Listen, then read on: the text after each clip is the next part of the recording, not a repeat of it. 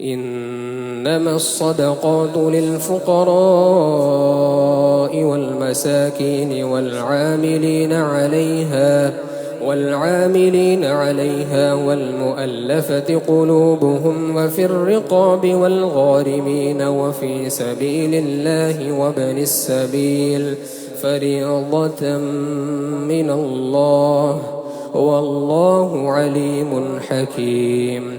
ومنهم الذين يؤذون النبي ويقولون هو أذن قل أذن خير لكم يؤمن بالله ويؤمن للمؤمنين ورحمة للذين آمنوا منكم والذين يؤذون رسول الله لهم عذاب أليم.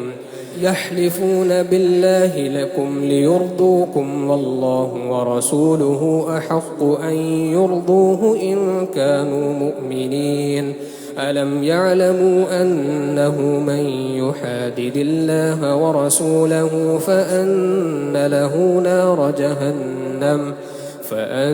له نار جهنم خالدا فيها ذلك الخزي العظيم.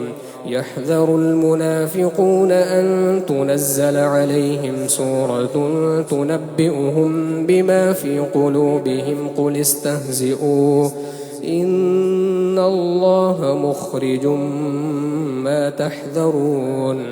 ولئن سألتهم ليقولن إنما كنا نخوض ونلعب قل أبالله وآياته ورسوله كنتم تستهزئون لا تعتذروا قد كفرتم بعد إيمانكم إن نعف عن طائفة منكم نعذب طائفة